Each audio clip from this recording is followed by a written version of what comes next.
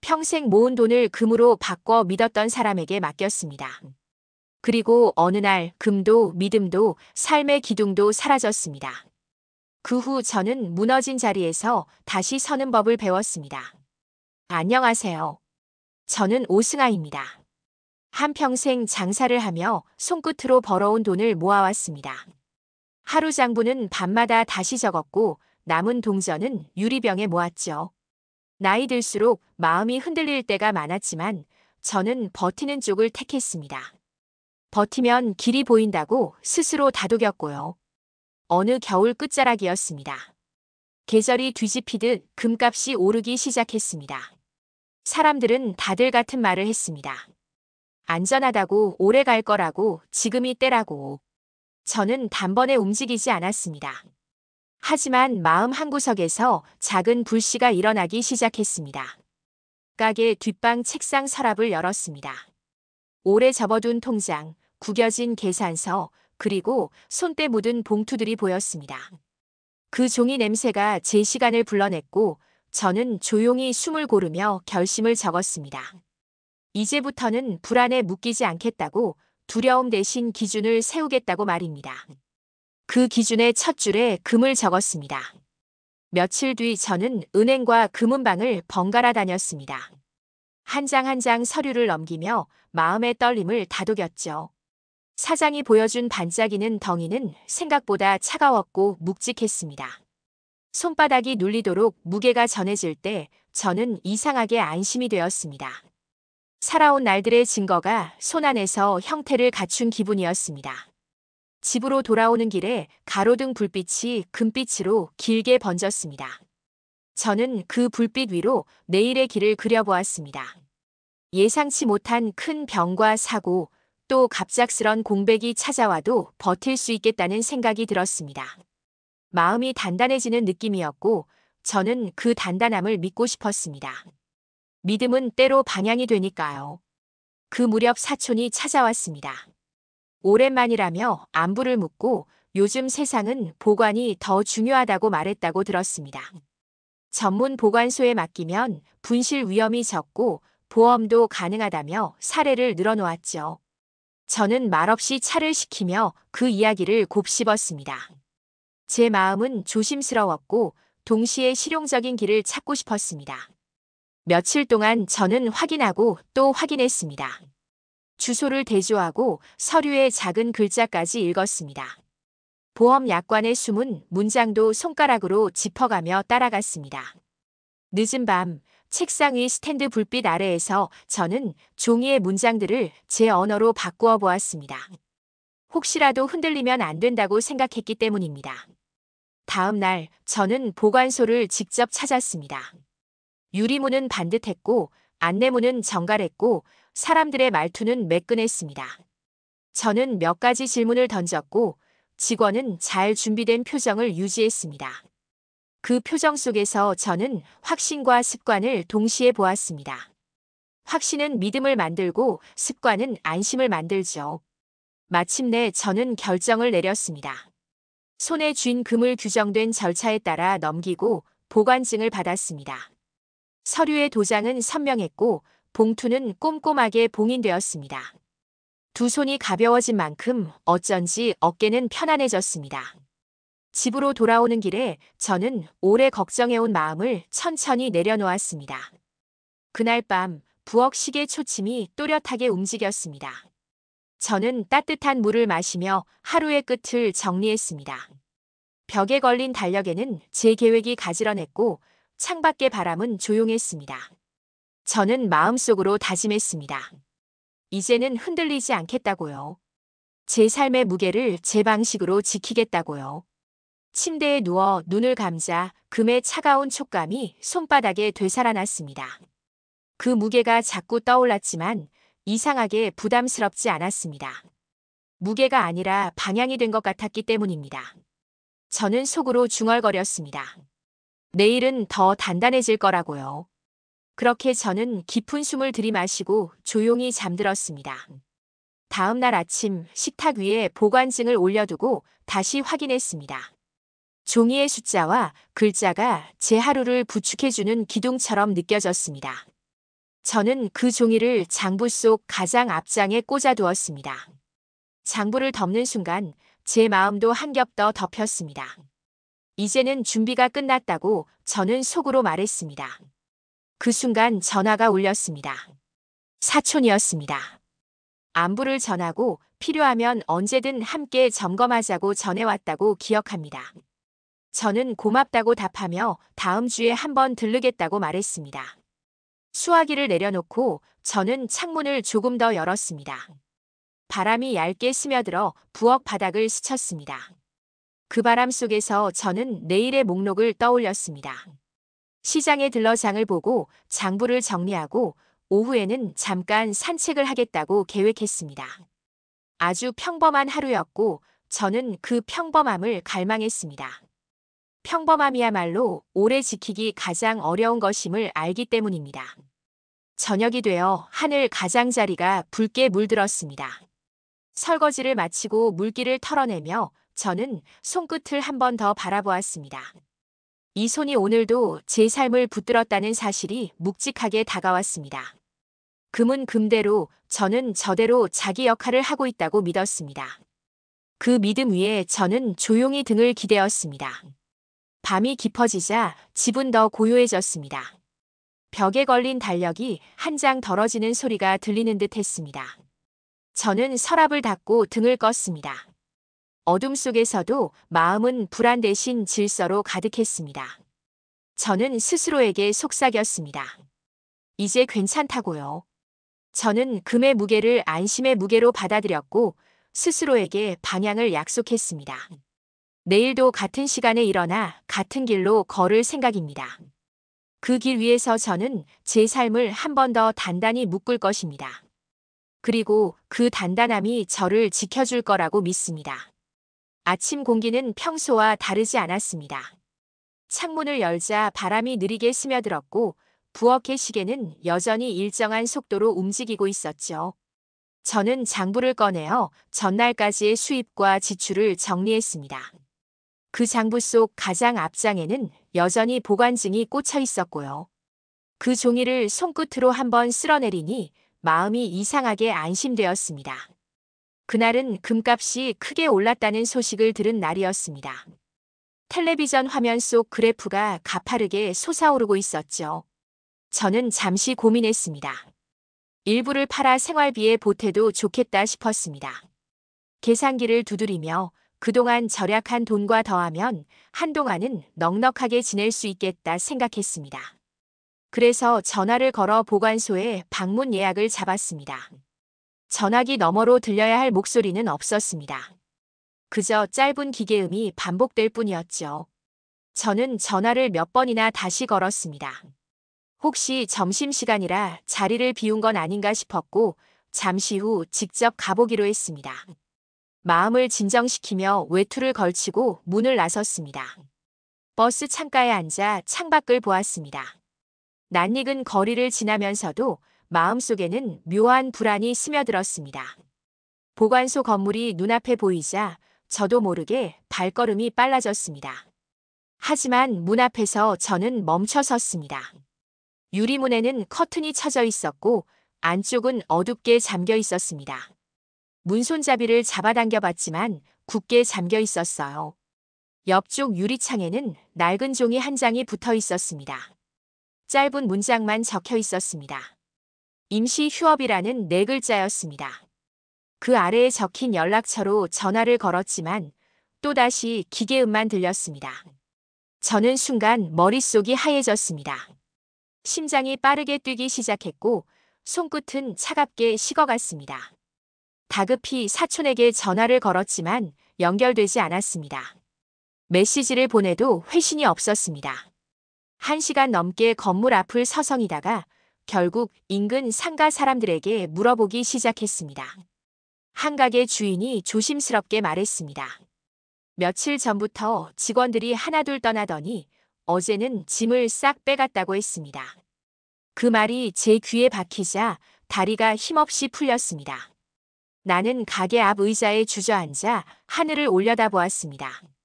흐린 구름이 빠르게 흘러가고 있었지만 제 시간은 멈춰버린 듯 했습니다.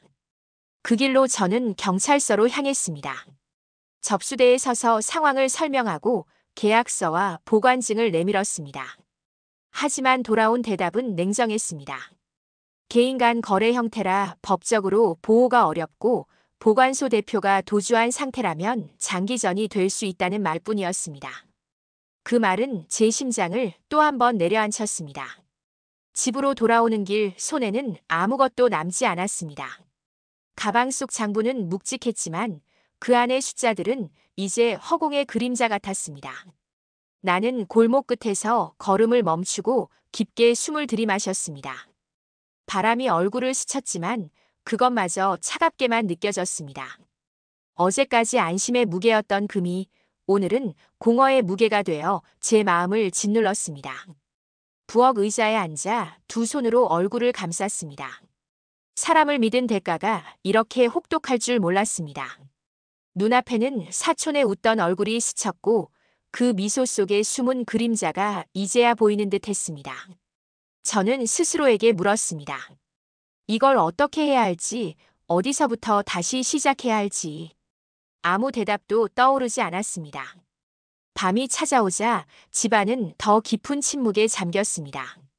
불 꺼진 거실에 앉아 보관증이 놓였던 자리를 오래 바라봤습니다.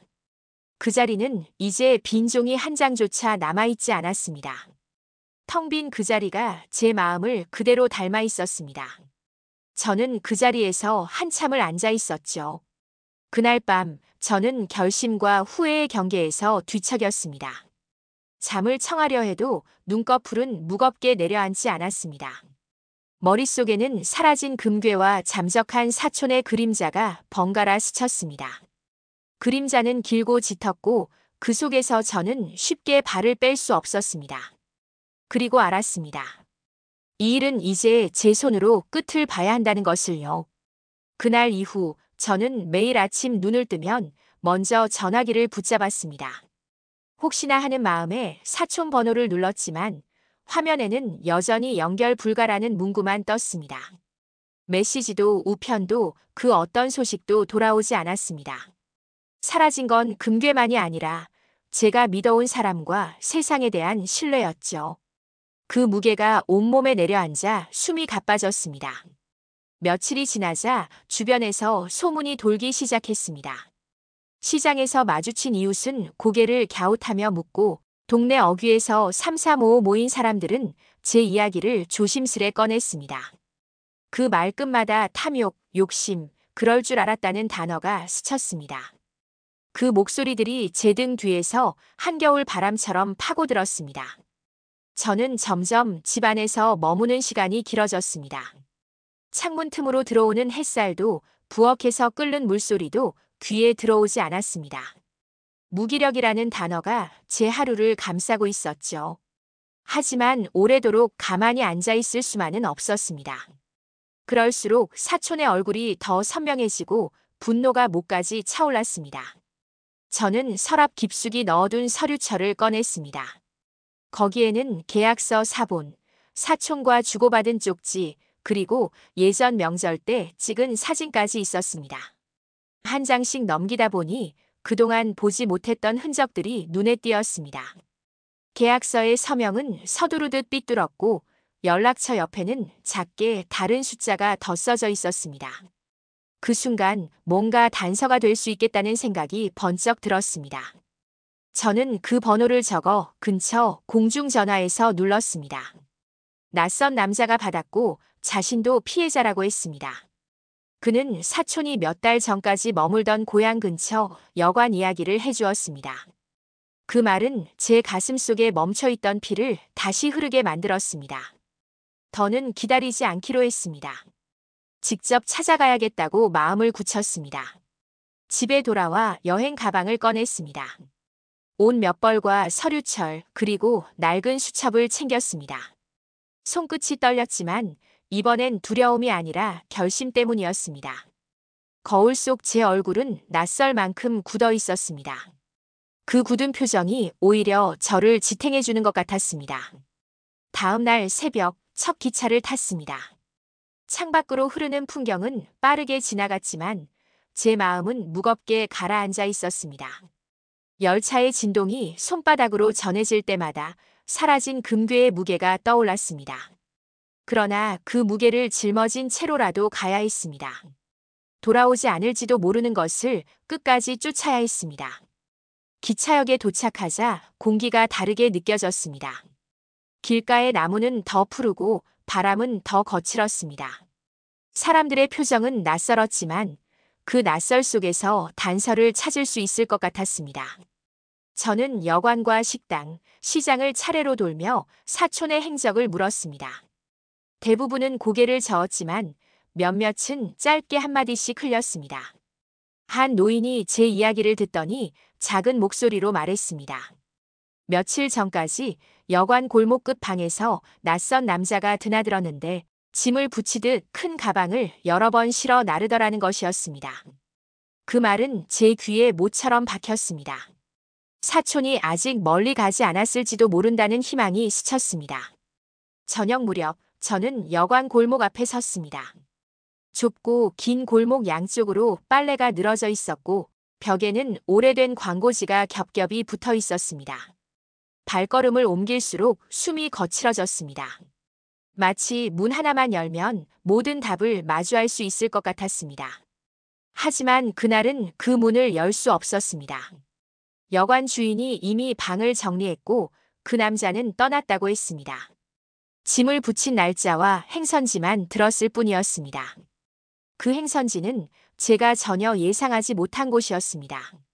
심장이 다시 크게 뛰기 시작했습니다. 돌아오는 길 저는 깨달았습니다. 이 싸움은 단순히 금을 되찾는 일이 아니라는 것을요. 사라진 신뢰를 제 손으로 확인하고 그 끝을 봐야 하는 싸움이라는 것을요. 저는 가방끈을 움켜쥐며 스스로 다짐했습니다.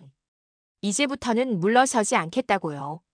여관 골목에서 발걸음을 돌린 그 저녁, 저는 역 앞 작은 찻집에 앉아 노트를 펼쳤습니다. 여관 주인이 알려준 행선지를 적고 날짜와 시간을 정리했습니다. 손끝이 떨렸지만 글씨는 차분했습니다. 두려움보다 분노가 앞섰고 분노보다 끝을 보겠다는 의지가 더 컸습니다. 저는 허공을 바라보며 마음속 기준을 다시 세웠습니다. 그 도시는 생각보다 멀었습니다.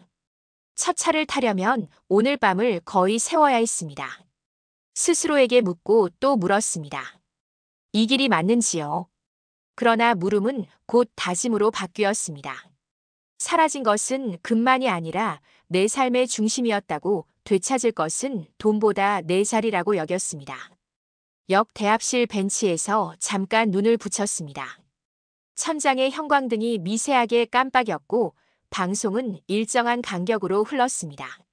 눈을 감을 때마다 장부 첫 장에 꽂혀있던 그 보관증이 떠올랐습니다. 종이 한 장이 믿음이었고 믿음이 버팀목이었습니다. 이제 버팀목이 무너졌으니 새 기둥을 세워야 한다고 되뇌었습니다.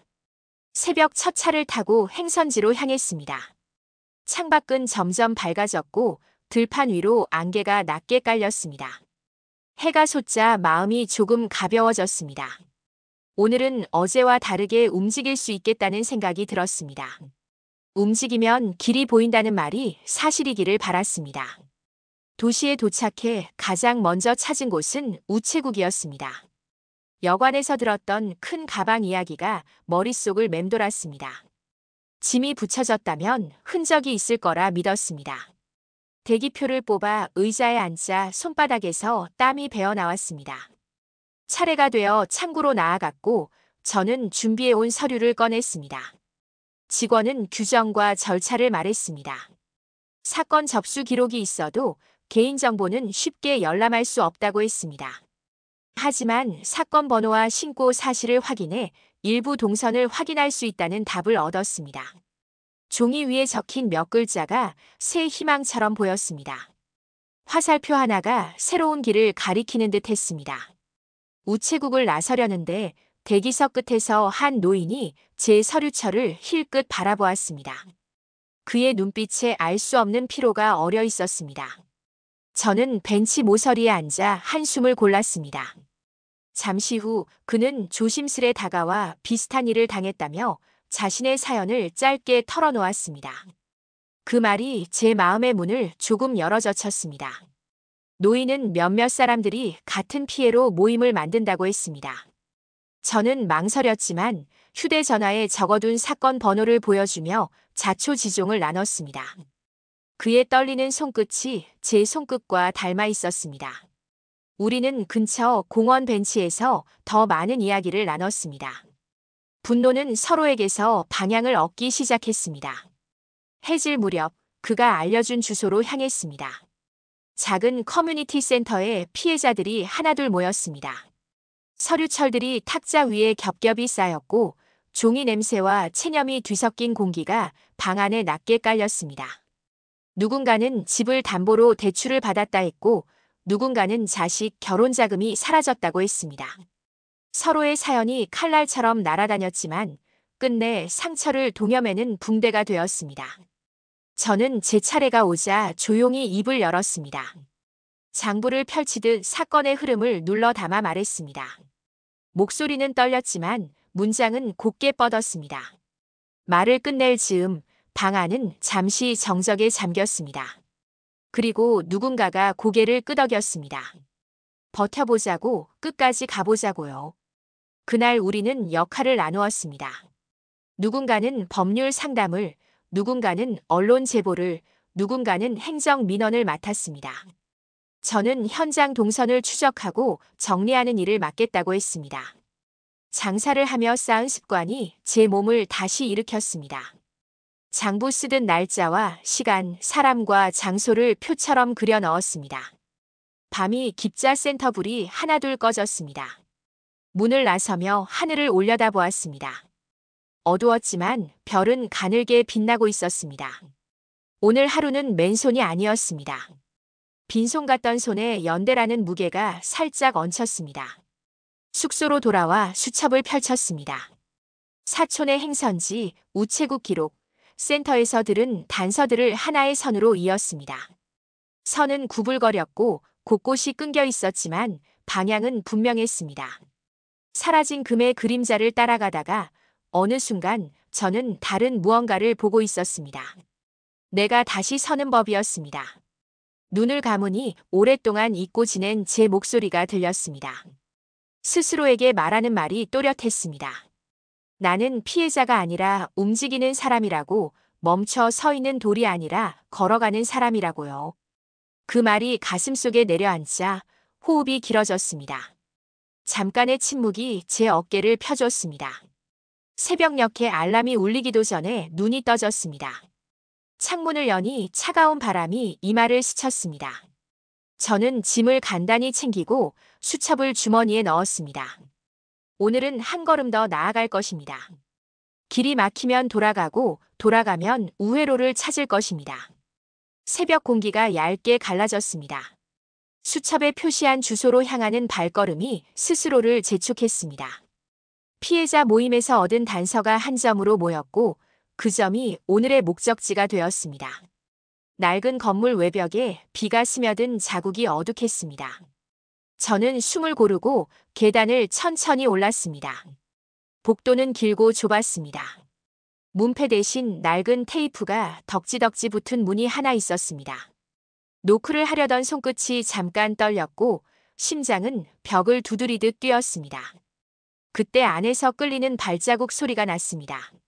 문이 아주 조금 열리며 낯익은 눈동자가 비었습니다. 사촌이었습니다. 순간 시간의 끈이 팽팽히 당겨졌고 오래된 기억의 조각들이 한꺼번에 부딪혔습니다. 그는 놀랐다고 말했고 오해가 있었다고 덧붙였다고 들렸습니다. 상황이 곧 좋아질 것이라며 며칠만 기다려달라고 했다고 기억합니다. 말들의 결은 매끈했지만 그 매끈함이 오히려 저를 더 차갑게 만들었습니다. 방 안은 비어 있었습니다. 큰 여행 가방 2개와 새로 산 듯한 포장재 꾸러미만 남아 있었습니다. 책상 위에는 송장 서류 몇 장과 낯선 이름들이 적힌 메모가 흩어져 있었습니다. 저는 서류 모서리를 맞추듯 마음을 가다듬었습니다. 이제는 흔들리는 표정을 보여주지 않겠다고 다짐했습니다. 사촌은 투자 구조가 복잡했고 금이 잠시 다른 창고로 이동했을 뿐이라고 설명했습니다. 보험이 곧 처리되고 환급이 가능하다는 말을 반복했다고 들었습니다. 저는 조용히 사건 번호와 접수 사실을 언급했습니다. 해외 반출 의혹과 공범 가능성도 확인 중이라고 덧붙였습니다. 그 말이 끝나자 그의 표정에서 짧은 균열이 지나갔습니다. 그는 고개를 젖히며 동의를 했다면 책임도 나눠야 한다는 식으로 말했습니다. 저는 서류의 문장 하나하나가 허위 설명을 전제로 쓰였다는 점을 짚었습니다. 설명 의무와 성관주의를 어긴 정황, 다수 피해자의 진술, 동선이 겹치는 송장 번호까지 언급했습니다. 방 안 공기가 무겁게 가라앉았습니다. 한순간 말소리 대신 서로의 숨이 부딪혔습니다. 잠시 후 노크 소리가 복도를 울렸습니다. 피해자 모임에서 알린 사실을 바탕으로 담당 수사관이 동행해 주기로 했습니다. 문이 열리고 수사관이 신분을 밝히며 간단한 확인을 요청했습니다. 사촌은 변호사를 부르겠다며 시간을 끌려 했습니다. 그러나 책상 위 송장과 메모는 말보다 먼저 대답을 보여주고 있었습니다. 조사를 위한 임의 동행이 결정되었습니다. 사촌은 여전히 오해라며 애매한 웃음을 지었습니다. 그 웃음 속에서 저는 오래전 명절 식탁의 따뜻함과 동시에 그 뒤에 숨은 얇은 칼날을 보았습니다. 사람을 믿는다는 것이 얼마나 쉽게 이용당할 수 있는지 그 진실이 뼈에 닿았습니다. 나는 그 자리에서 숨을 길게 내쉬었습니다. 복도로 나오자 먼지 냄새가 진하게 스쳤습니다. 수사관은 절차를 설명했고 저는 피해자들의 진술서 사본을 건넸습니다. 그는 해외 반출 의심 건은 별도 절차가 필요하다고 말했습니다. 되찾는 일은 오래 걸릴 수 있고 일부는 돌아오지 않을 수도 있다고 덧붙였습니다. 말끝이 조심스러웠고 그 조심스러움이 오히려 명확한 현실로 들렸습니다. 건물 밖으로 나오니 낯빛이 흐렸습니다. 길가에 서서 저는 손바닥을 한번 마주쳤습니다. 금의 차가운 촉감은 없었지만 송금 사이로 작은 열기가 돌고 있었습니다. 그 열기는 분노가 아니라 방향이었습니다. 이제부터 무엇을 해야 하는지 제 발이 먼저 알고 있었습니다. 저는 피해자 모임 채팅에 오늘의 상황을 정리해 올렸습니다. 모두가 한 줄씩 응답했습니다. 누군가는 고맙다고 했고 누군가는 함께 끝까지 가자고 했습니다. 짧은 문장들이 서로를 버팀목처럼 연결했습니다. 연결은 금보다 느렸지만 금보다 단단하게 엮였습니다. 저녁이 되어 숙소 책상에 앉았습니다. 송장 번호와 메모의 낯선 이름들을 표로 정리했습니다. 어느 항로와 어느 창고가 겹치는지 앞으로 확인해야 할 기관과 서류를 적었습니다. 장사를 하며 익힌 손놀림이 다시 제 일상을 정렬해 주었습니다. 질서는 두려움을 밀어내고 기록은 흔들림을 줄였습니다. 창문 밖 가로등이 하나둘 켜졌습니다. 유리창에 비친 제 얼굴은 피곤했지만 고개는 단단히 서 있었습니다. 되찾지 못할 수도 있다는 사실이 등을 짓눌렀지만 물러서고 싶지는 않았습니다. 되찾을 수 없다면 최소한 여기까지의 길을 선명하게 남기고 싶었습니다. 누군가 같은 상처를 겪지 않도록 내 발로 만든 길을 남기고 싶었습니다. 불을 끄기 전 수첩 첫 장에 한 문장을 적었습니다. 오늘 나는 도망치는 사람을 붙잡은 것이 아니라 무너진 나를 다시 세웠다고 적었습니다. 그 문장을 덮자 심장이 조금 느리게 뛰었습니다.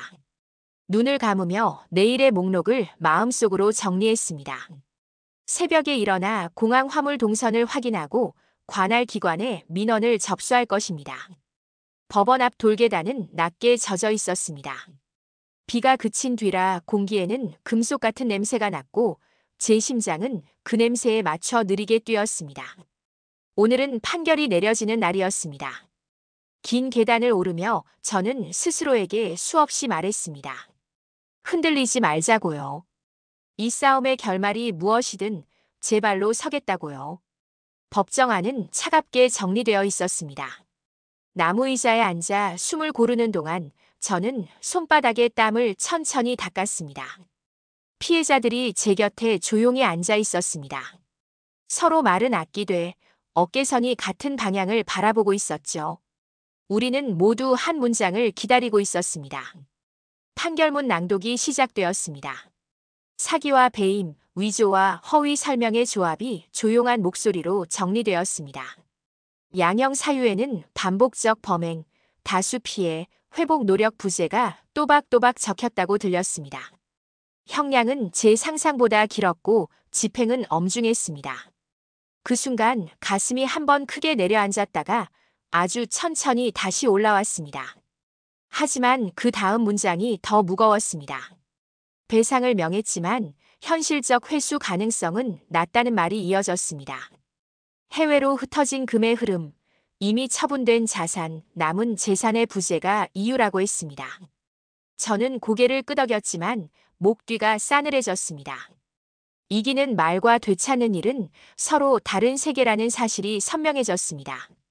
법정을 나서자 회색 하늘 사이로 얇은 빗줄기가 흘렀습니다.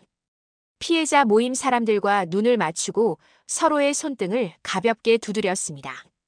우리는 결과를 받아들이되 멈추지 않기로 했습니다. 민사 절차, 공탁 조회, 범죄 피해 구조 제도까지 다음 목록을 나눠 적었습니다. 목록을 세우자 호흡이 조금 고르게 돌아왔습니다. 점심 무렵 혼자 복도 끝 창가에 섰습니다. 유리창에 제 얼굴이 어둡게 비쳤습니다. 저는 속으로 한 문장을 천천히 새겼습니다. 오늘의 승리는 쇳덩이를 돌려주지 못하지만 내 안의 방향을 돌려놓는다고요. 방향이 생기자 비로소 발이 앞으로 나아갈 수 있었습니다. 그날 오후 저는 구청과 관련 기관을 연달아 돌았습니다. 범죄 피해 구조금 신청 서류를 받고 필요 서류 목록을 받아 적었습니다. 사건 기록 사본을 열람 신청하고 압류 가능 자산 조회 절차도 확인했습니다. 창구를 이동할 때마다 번호표가 바뀌었고 그 번호가 제 마음의 순서를 잡아주었습니다. 순서가 생기면 공포는 줄어든다는 걸 몸으로 배웠습니다. 해가 기울 무렵 시장 골목을 지났습니다. 수레에 쌓인 채소에서 흙냄새가 났고 기름 튀는 소리가 저를 붙잡았습니다. 작은 식당 앞에서 주인과 눈이 마주쳤습니다. 며칠 전 구인 종이를 보았던 곳이었습니다. 저는 문 앞에서 잠깐 숨을 고르고 안으로 들어섰습니다. 주방은 좁았고 뜨거웠습니다. 칼이 도마를 치는 소리, 국물이 끓어오르는 소리, 주문표가 찢기는 소리가 한 덩어리로 밀려왔습니다. 제가 내민 손의 주인은 잠시 눈길을 머물렀습니다. 나이와 상관없이 할 수 있느냐는 물음이 표정에 스쳤습니다. 저는 고개를 천천히 끄덕였습니다. 할 수 있다고, 오늘부터라도 배우겠다고 마음속으로 말했습니다. 그날 밤 저는 집으로 돌아와 장부를 펼쳤습니다. 판결 요지, 접수한 민원, 다음에 제출할 서류, 그리고 식당 일정을 한 페이지에 정리했습니다. 한 줄 한 줄 적을수록 심장이 규칙을 되찾았습니다. 금의 자리는 여전히 비어 있었지만 빈자리만 바라보지 않기로 했습니다. 빈자리를 메우는 속도보다 무너지지 않는 속도로 살겠다고 적었습니다. 책상을 정리하며 문득 생각했습니다. 황금이 무너진 자리에서 깨어난 것은 어쩌면 제 의지였다고요. 의지는 소리 없이 단단해지고 단단해진 의지는 다시 길을 만듭니다. 오늘 저는 그 길에 첫 모서리를 돌았습니다. 모서리를 돌면 풍경이 바뀝니다. 창문을 열자 늦은 바람이 방 안을 천천히 훑고 지나갔습니다. 바람이 커튼을 밀어 올리자 내일의 목록이 그 너머로 보이는 듯 했습니다. 새벽에 일어나 재료 손질을 배우고 오후엔 서류를 발급받고 저녁엔 장부를 마감할 것입니다. 이 리듬이 내 삶의 새로운 박자가 되겠지요. 박자가 생기면 저는 다시 노래하듯 걸을 수 있을 것입니다. 불을 끄기 전 수첩 첫 장에 한 문장을 더 적었습니다. 내가 잃은 것은 금이었으나 내가 지키는 것은 나라고요. 문장을 덮으니 어둠이 그리 무겁지 않았습니다.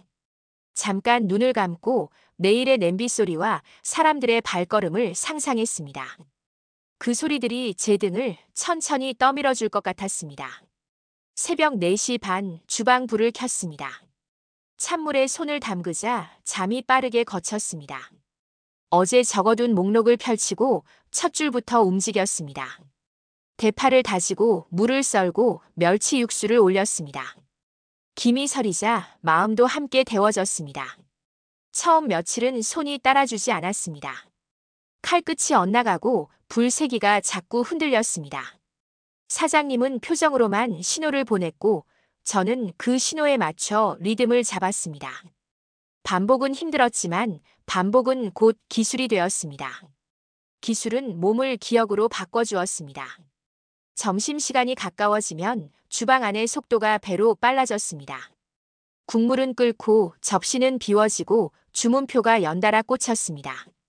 저는 숟가락과 젓가락을 세트로 엮어내며 호흡을 정리했습니다. 실수한 날에는 심장이 쿵 하고 내려앉았지만 금세 자리로 돌아왔습니다. 주방의 시계는 늘 제 편이 아니었지만 저는 끝내 박자를 붙잡았습니다. 장부는 밤마다 펼쳤습니다.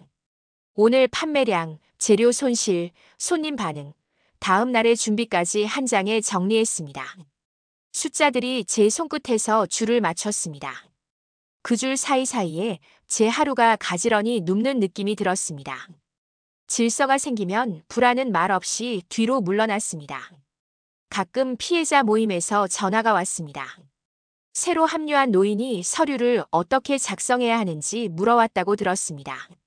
저는 쉬는 시간마다 복사본을 챙겨 우편함에 넣었습니다. 그가 고맙다고 전해왔다고 했습니다. 고맙다는 말은 돈처럼 교환되지는 않지만 이상하게도 마음의 통장에 차곡차곡 쌓였습니다. 어느 날 오후 식당 문턱에서 낯선 중년 여성이 망설이는 모습을 보았습니다. 그는 식사를 주문하는 대신 사연을 조심스럽게 꺼내 놓았다고 했습니다. 부도로 휘청이며 하루를 버티고 있다고 먹는 일부터 다시 배우고 싶다고 했습니다. 저는 그 말을 가만히 듣고 앞치마를 하나 건넸습니다. 그날부터 그는 저와 나란히 선반을 정리하고 채소를 골랐습니다. 함께 일하는 동안 저는 깨달았습니다. 위로는 거창한 문장으로 오지 않는다고요. 뜨거운 접시를 안전하게 건네는 손짓, 무거운 통을 나눠드는 순간, 퇴근길 문 앞에서 조용히 고개를 숙여주는 인사. 그런 작은 동작들이 사람을 세워준다고요. 주말이면 골목 아이들이 식당 앞에 모였습니다. 남은 국물을 조금씩 나눠달라고 했다고 들었습니다. 사장님은 미소로 고개를 끄덕였고 저는 그릇을 조금 더 따뜻하게 데웠습니다. 숟가락이 그릇에 닿는 소리가 작게 울렸습니다. 그 소리는 제 마음 어디에선가 오래 잊은 노래처럼 퍼졌습니다. 저녁 마감 때면 손목이 욱신거렸습니다. 행주를 마지막으로 짜고 불을 끄는 순간 하루의 무게가 들끓는 냄비처럼 가라앉았습니다. 무게는 예전과 달랐습니다. 쇳덩이가 아니었고 공포도 아니었습니다. 제가 오늘도 제 발로 선 시간의 무게였습니다. 집에 돌아와 수첩을 열고 첫 장을 넘겼습니다. 사라진 금, 잠긴 문, 긴 재판, 그 모든 문장들이 더 이상 제 숨을 막지 않았습니다. 그 문장들은 이제 다음 줄로 이어지는 다리처럼 보였습니다. 다리 위를 걷다 보면 강 너머의 불빛이 조금씩 가까워집니다. 저는 그 불빛이 제 몫의 내일이라고 믿었습니다.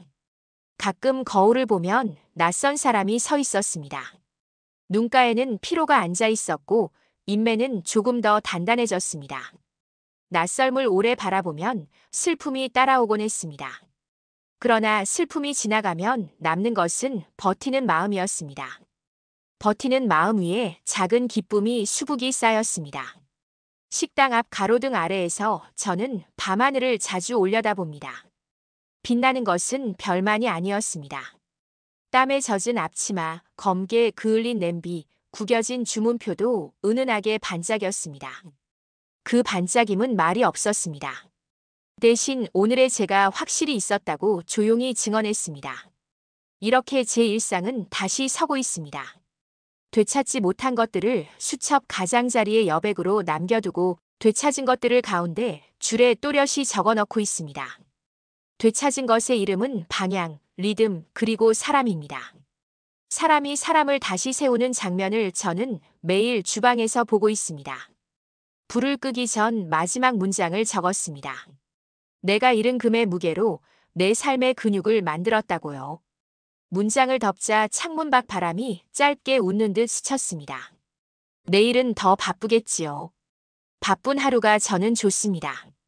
바쁨 속에서 저는 저 자신을 가장 선명하게 만나기 때문입니다. 아침이 열리자 주방의 김이 먼저 일어섰습니다. 주문표가 한 장씩 꽂히고 냄비는 약속한 박자로 끓었습니다. 저는 국물의 숨을 듣듯 불을 조절했고 소금 한 꼬집으로 마음의 균형을 맞췄습니다. 어제의 장부가 머릿속에서 숫자로 떠오르다가 이내 사람들의 얼굴로 바뀌었습니다. 숫자는 계산을 만들고 얼굴은 이유를 만들었습니다. 점심 물결이 몰려오자 손끝이 먼저 움직였습니다. 그릇에 가장자리를 닫고 뜨거움을 덜어내어 안전하게 건넸습니다. 고개를 살짝 숙이며 안부를 묻는 짧은 말이 테이블 사이를 건넜습니다. 그 말들 사이로 제 하루의 박자가 흘렀습니다. 박자가 흐르면 두려움은 제자리를 잃었습니다. 오후가 기울 무렵 익숙한 봉투 하나가 도착했습니다. 피해자 모임에서 보낸 소식지였습니다. 몇 건의 조정이 성사되었고 새로 합류한 이들의 신청이 접수되었다고 적혀 있었습니다. 완전한 회복은 아니라 해도 멈추지 않는 발걸음의 기록이었습니다.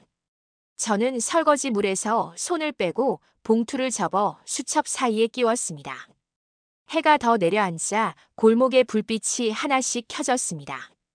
창밖으로 아이들이 뛰어갔고 노인의 걸음이 천천히 뒤를 따랐습니다. 저는 문턱에 서서 그 움직임을 잠깐 바라보았습니다. 사람이 사람을 끌어올리는 장면은 늘 조용히 지나가지만 오래 남았습니다. 그 조용함이 오늘의 결말을 대신해 주었습니다. 장사는 마감으로 들어섰습니다. 기름때를 벗기고 바닥에 물기를 밀어내며 저는 오늘의 목록을 되짚었습니다. 낮의 실수와 수습, 배움과 반복, 그리고 감사의 눈빛이 차례로 떠올랐습니다. 실수는 줄어들었고 수습은 단단해졌습니다. 단단함은 소음 속에서도 방향을 잃지 않게 해주었습니다. 집으로 돌아오는 길에 저는 일부러 천천히 걸었습니다. 신발 밑창이 돌바닥을 찍는 소리가 일정한 속도로 이어졌습니다. 이 속도가 이제 제 삶의 보폭이라는 생각이 들었습니다. 보폭은 멀리 가게 하지 않아도 무너지지 않게 해주었습니다. 무너지지 않으면 언젠가 도착합니다. 방에 들어서자 수첩을 펼쳤습니다. 첫 장에는 여전히 사라진 금의 기록이 남아 있었습니다. 그 뒤로는 수많은 날의 작은 승리가 촘촘히 이어졌습니다. 장부와 수첩이 나란히 놓이자 저는 알 수 있었습니다. 되찾은 것은 쇳덩이가 아니라 내 삶의 손놀림이라는 사실을요. 거울 앞에 서서 천천히 미소를 그려보았습니다. 웃음은 억지로 만들면 금세 무너졌지만 오늘은 다르게 자리 잡았습니다. 슬픔이 다 사라진 것은 아니었습니다. 다만 슬픔이 제 등을 미는 방향으로 바뀌었습니다. 등을 밀어주는 힘은 눈에 보이지 않았지만 분명히 존재했습니다. 창문을 열어 밤 공기를 들였습니다. 멀리서 버스가 정류장에 멈췄다가 다시 달려나갔습니다. 멈춤과 출발이 겹치는 그 지점에서 저는 제 지난 시간을 보았습니다. 멈춤은 절망이 아니었고 출발은 허세가 아니었습니다. 둘을 번갈아 하며 저는 결국 제 길을 만들었습니다. 책상 위에 펜을 올려 수첩 마지막 장을 채웠습니다. 잃은 것은 금이었으나 지킨 것은 나라고 적었습니다. 지킨 나를 내일의 일터에 다시 세울 것이라고 적었습니다. 누군가가 미끄러지는 순간을 만난다면 손잡이를 내어주겠다고 적었습니다. 그 약속은 제 삶의 보험 같아서 마음이 조금 가벼워졌습니다. 불을 끄기 전 커튼 끝을 정리했습니다. 어둠이 방 안을 덮었지만 저는 어둠의 무게에 짓눌리지 않았습니다. 어둠은 쉼표였고 내일은 다음 문장이었습니다. 다음 문장을 기다릴 줄 알게 된 것이 이번 여정의 가장 큰 수확이었습니다. 수확은 계절이 바뀌어도 남는다는 걸 저는 이제 압니다. 저는 조용히 속삭였습니다.